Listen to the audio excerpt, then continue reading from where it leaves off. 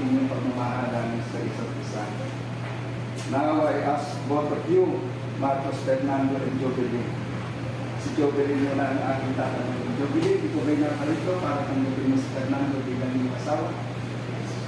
Ikaw ba'y nangangako sa harap ng presensya ng ating Panginoon Diyos at ng mga saksi na narito na si Fernando ay mamahalin, ibigin, paglilingkuran, itatanim ka rin ng iyong buhay ngayon at kailangan. To you, Fernando, look to her, Fernando. Did you come here of your own free will to find yourself forever in the love and service of Jubilee? To both of you, Fernando and Jubilee, are you ready to take your responsibility of America? Fernando? Since you wish to contract this marriage,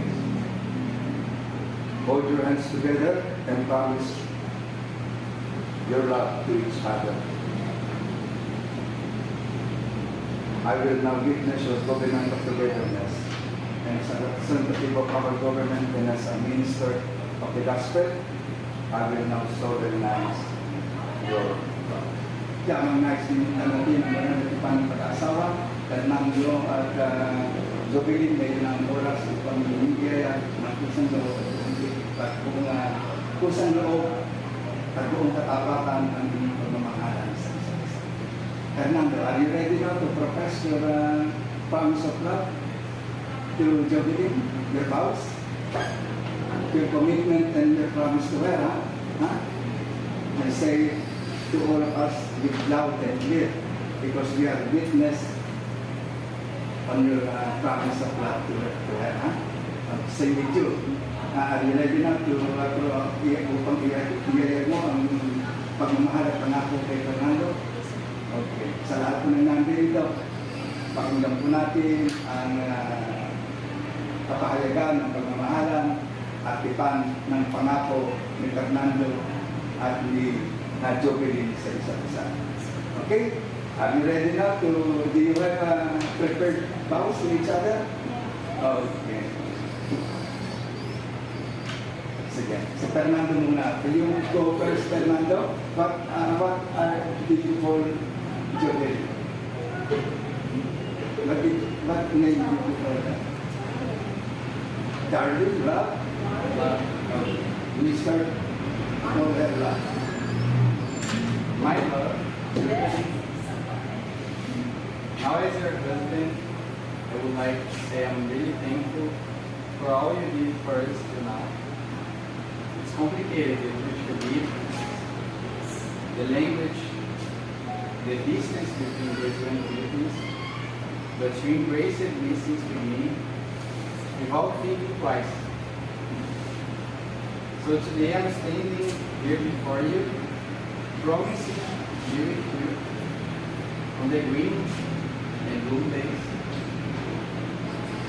Promise to respect you at first and to be loyal to you, to listen to you and support you, to be moving and improving myself so I can be a better husband and a better future father and a housekeeper. I love you. Eu te amo. Jubilee? My love, as we are about to tie the knot this afternoon, I would like you to know that I am very thankful to God for giving you to me. I promise to love you unconditionally, to support you in your career, passion, and dreams. To be always on your side, in happiness and in sorrow. I will do my best to be a good wife to you and to be a good mom to our future family. And thank you for accepting me wholeheartedly, despite us living miles away and having different cultures. I love you. Sa iyo, Marcos Fernando and Jubilee, yamang ipinayag ninyo sa harap ng Diyos at sa harap ng mga saksi na narito ang inyong pagnanay sa pangatong lumagay sa kanilang matrimonyo ng pag-asa.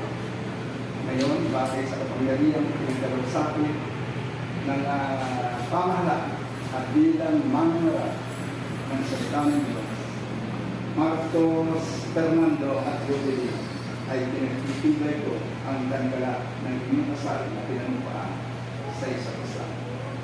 Sa lahat po ng nandito na siyang saksi sa kasalan ito ay nagbibigay alam ko po sa inyong lahat na simula po ngayon, si Marcos Fernando at si Jubilee ay mag-asawa na po sa mata ng tao, ng batas at sa harapan ng ating Panginoon.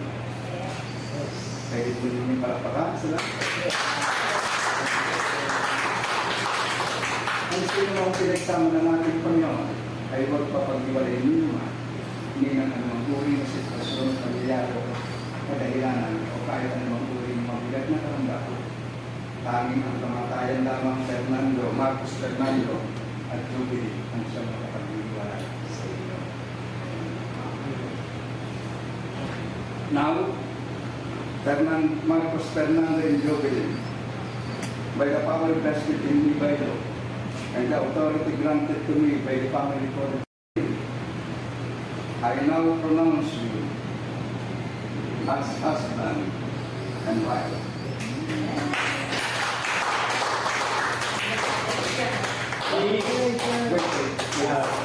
What God has joined together, let man not separate.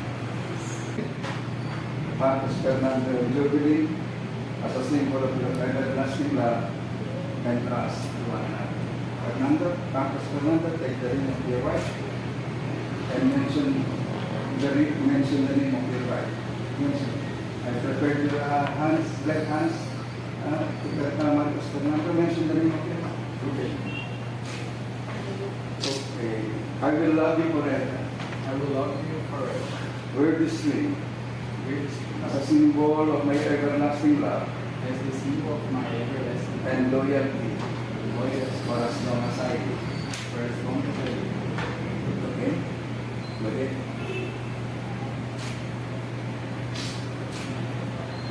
Jubilee, mention the name of your husband, bakit mo mga asawa? Marcos Fernando, I will love you forever. I will love you forever. Wear this ring Wear this ring as a symbol of my everlasting love as a symbol of my everlasting love and unconditional love and unconditional love and loyalty and loyalty for as long as I live. for as long as I live.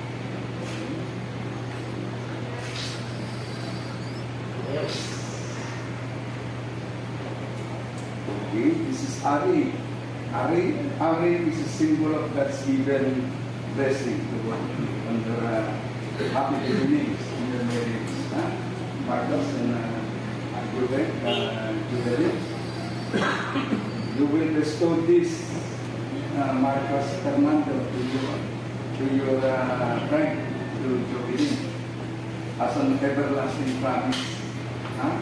And everlasting promise, and this will show your responsibility as a responsible husband.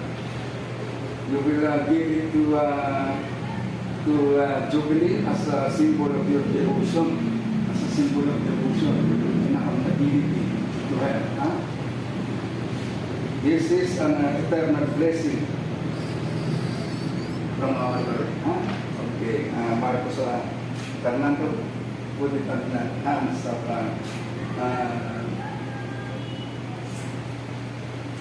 okay, no, just give it to her.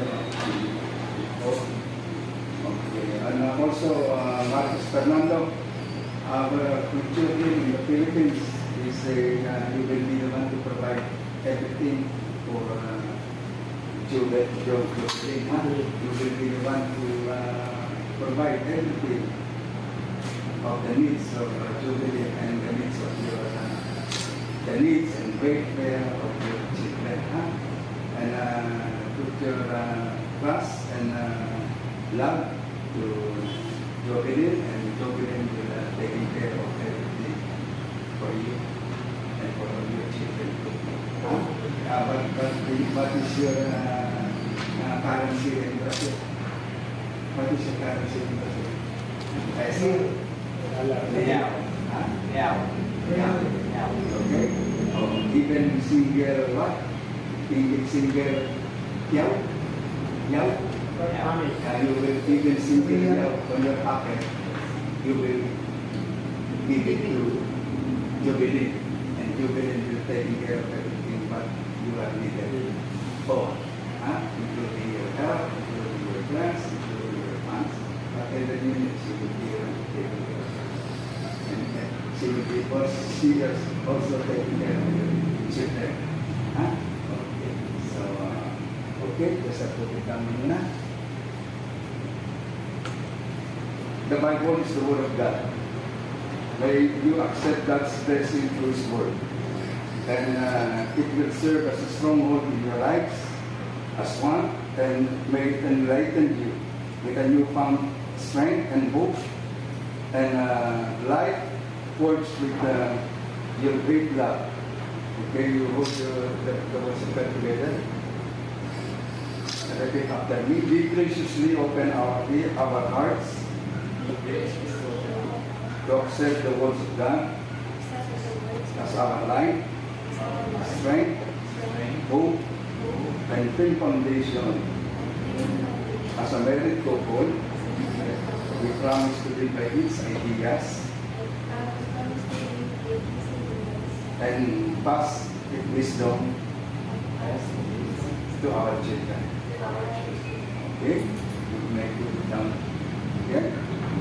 You face the words one another, Marcos Fernando, and hold the waistline of Jubilee.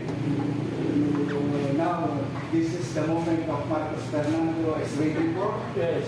And also, this is the moment too. Yeah. Na pinakaantay natin. Yes. Yo, Marcos Fernando, you may now kiss Jubilee as your loving wife. Yes. 1, 2, 3, 4. Welcome the newlywed, our new couple, Yes. Mr. and Mrs. Marcos Fernando and Mrs. Jubilee Cruz. Okay. So before you sign your contract, nais ko pa yung I would like to end this ceremony in closing prayer. I would like to bless you as a minister of the gospel of the Lord.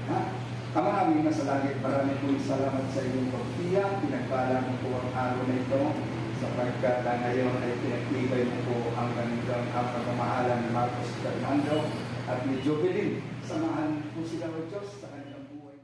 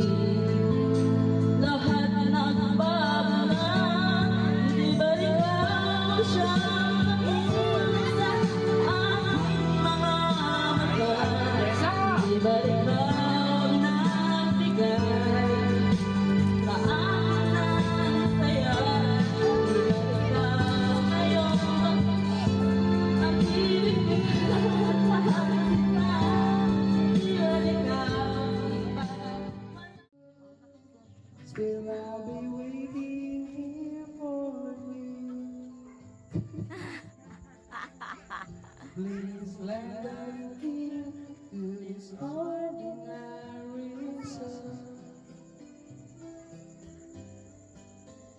Just an ordinary soul. Nakanta pala si Papa.